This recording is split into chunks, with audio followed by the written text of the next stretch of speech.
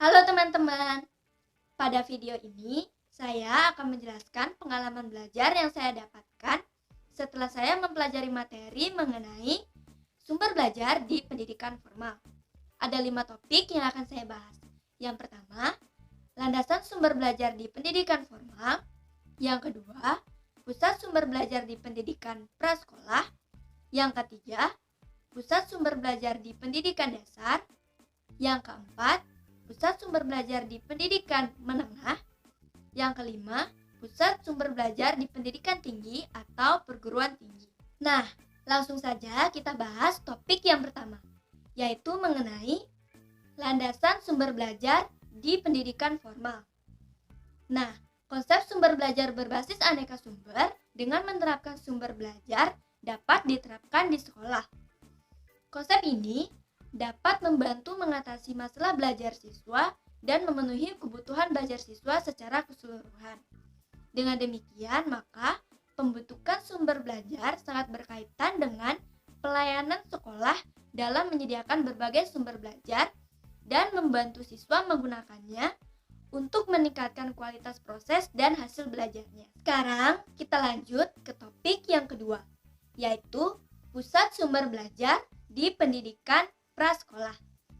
Nah, pendidikan prasekolah di sini maksudnya pendidikan anak usia dini atau PAUD dan taman kanak-kanak. Nah, sumber belajar di prasekolah ini harus nyata dan sederhana agar dapat membantu pengembangan kemampuan berpikir anak dan sesuai dengan taraf kemampuannya. Contoh sumber belajar di prasekolah, PAUD atau taman kanak-kanak misalnya ruang kelas, taman bermain, atau media pembelajaran untuk anak-anak seperti misalnya balok untuk belajar. Selanjutnya kita lanjut ke topik yang ketiga, yaitu pusat sumber belajar di tingkat pendidikan dasar. Pusat sumber belajar pendidikan dasar tidak dapat disamakan dengan pusat sumber belajar di tingkat yang lebih tinggi. Hal ini tidak lepas dari kemampuan kognitif anak usia sekolah dasar yang masih terpaku pada pembelajaran konteks yang konkret, yang dimana pembelajarannya sudah penalaran logika.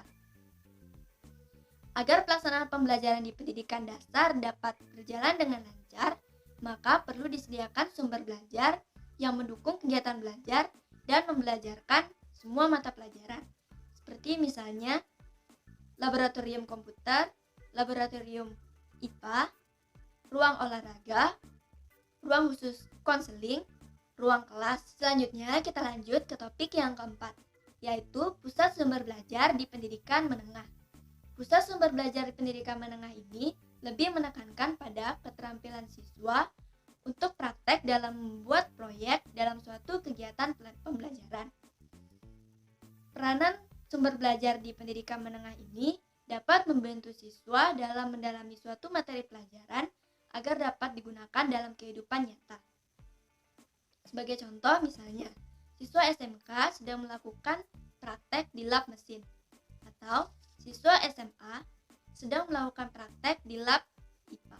Selanjutnya kita lanjut ke topik yang terakhir, yaitu pusat sumber belajar di pendidikan tinggi. Pusat sumber belajar di pendidikan tinggi lebih menekankan pada aspek keterampilan dan memproduksi suatu produk yang dibuat oleh mahasiswa. Sumber belajar di pendidikan tinggi berperan untuk meningkatkan kualitas keterampilan khusus mahasiswa dan untuk menghasilkan suatu produk dari suatu mata kuliah. Contoh pusat sumber belajar di perguruan tinggi misalnya lab macro teaching dan lab multimedia. Pusat sumber belajar di perguruan tinggi juga bisa melalui dari luar perguruan tinggi, seperti misalnya rumah sakit, apotek, puskesmas, sekolah atau madrasah, ataupun lahan kebun. Sekian yang dapat saya jelaskan mengenai materi sumber belajar di pendidikan formal. Sampai jumpa.